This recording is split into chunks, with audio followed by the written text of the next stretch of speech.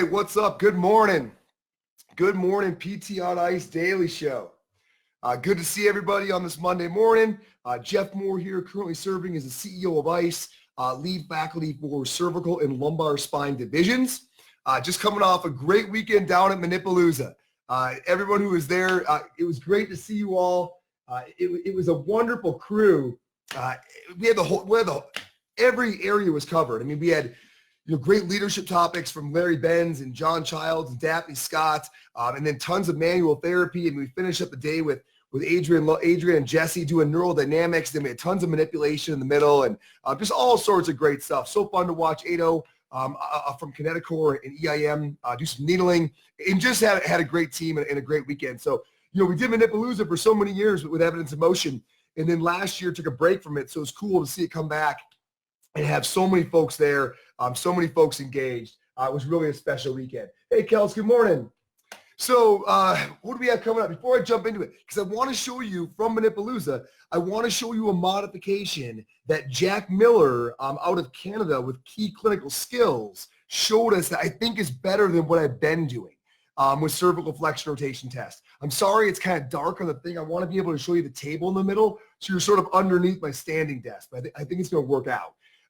So Jack showed us this modification, and I was like, man, that is so much better than what I've been doing historically. And that's funny because I've always been really picky on the way that we do this test because I want to make sure I get end range. And what I realized was Jack has an even better way. So we'll show you that here just in a second. But what we have coming up course-wise, we've got Justin Dunaway is going to be doing total spine thrust in Connecticut. I believe that's this weekend, and then we'll have the break for Thanksgiving. And then first weekend of December, Jordan Berry will be doing lumbar spine in Florence, South Carolina, and I'll be over in Asheville, North Carolina. The Asheville course is sold out. The Florence, South Carolina still has a few spots. If you want to jump in December, that is still available. So a few things coming up. Hey, what's up, Sarah? I see you on there. Hey, Rich. All right, so let me show you. First, let's talk about the principles of this, even though we've covered it before on the show. The idea of the cervical flexion rotation test is that, happy Monday, you are going to lock the whole neck, right? I don't like that word lock, but I think in this case, it is the best word for the job because the idea is you're going to maximize total cervical flexion, pause, and explore rotation in that fully flexed position, with the idea being that when you go into full flexion, you maximize the capacity of a lot of the mid and lower cervical joints and really just explore cervical rotation with the joint that is left to be able to express it, which is C1-2, right? One of the primary joints that is involved or implicated when somebody has cervicogenic headache. And a lot of good research on this going back to Oginski's work, more than a decade ago, and then Toby Hall, in numerous trials showing that a really significant lack of motion, meaning less than 32 degrees in either direction for reproduction of symptoms or stiffness, indicates the individual has cervicogenic headache. And it's a really nice test because it's quick and it gives that really nice diagnostic information. So when you're trying to rule in between migraine versus tension type versus cervicogenic, this is one of those things you can do during your physical exam that gives you really nice data to know that treating that upper cervical spine might really help clear up that person's headache, right? So getting after upper cervical mobilization, getting some snag strap rolling, getting that upper neck moving, and really encouraging that person to move more during the day, right? It's those prolonged static weight-bearing postures that really challenge or increase cervicogenic headache. And one of the best things we can do is tell our patients to have a reminder on their phone and grab a movement snack every now and then, right? Grab a movement snack. I love when Aaron Perez said that a couple of years ago. Get up, walk around a bit, do a couple little stretches, get your neck moving, get some afferent input, normalize that trigeminal cervical nucleus, and hopefully fend off that cervicogenic headache. All right, so the key to making this work is getting that end range flexion. Because if you don't get true end range cervical flexion, when you turn, a lot of joints are going to be able to contribute besides C1-2. The problem with that is you're going to get a lot of false negatives because it's going to look as though everybody has sufficient rotatory capacity because multiple joints beyond C1-2 are working along with you. So the way that we historically did it was put the thumbs on the zygomatic arch to maximize what we thought was suboccipital and full cervical flexion. But what Jack did was brought the patient up onto his belly and then sunk the patient down to the table, which really expressed full cervical flexion. I know because I jumped up on the table once I saw it and said, Jack, you got to do that to me because I'm not sure how that would feel compared to what I've been doing.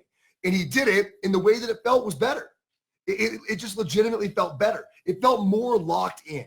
Like I was truly exploring only upper cervical motion compared to what I had done previously. Okay, so let me show you this. I'm going to grab my daughter. Mike, can I borrow you? So I'm going to grab my daughter to show you this. Kind of a small human, but hopefully you can see her and this will still work. All right, perfect. All right, hon, go ahead and lie on the table there. Beautiful. So what Jack did was Jack had the patient scooch away from him. Obviously, Mila is tiny, so she doesn't have to go very far away from me, but the patient scooched away from Jack. And then the patient laid back into Jack's stomach.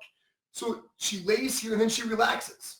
Arms relax, head relax. Now that's going to bend her neck all the way up. And you can put your hands right on your side here, Peanut, and then just totally relax your head and neck. Perfect.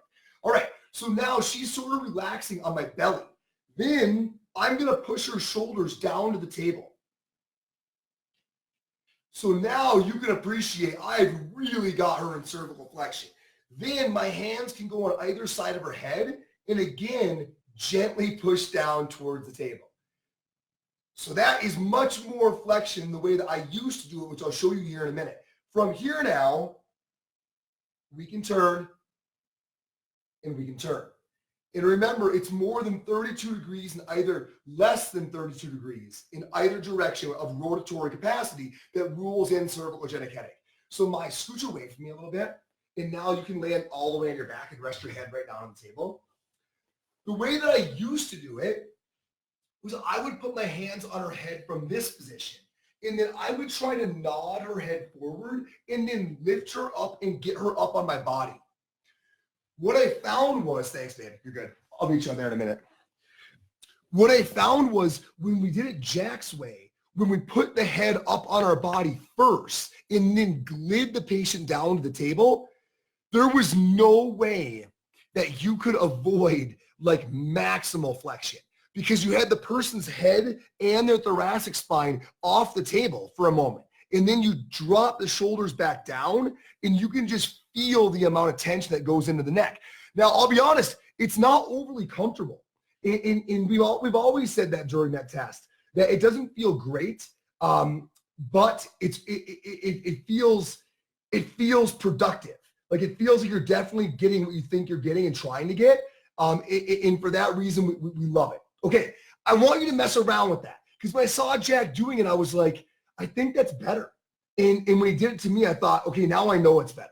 So give that a shake and see if you don't think it locks in the upper neck in a more productive way than what we've been doing historically. And let me know what you think. I can't wait to hear from you. I think that's better. Jack Miller, thanks as always for being you, man. Great modification. Great hanging out with you this weekend. PTOnice.com for the courses. Everybody enjoy your Monday. I'm glad to be back in Colorado. I'm going to be great to be here for a little bit. Got the Thanksgiving holiday coming up. Looking forward to it. Cheers, everyone.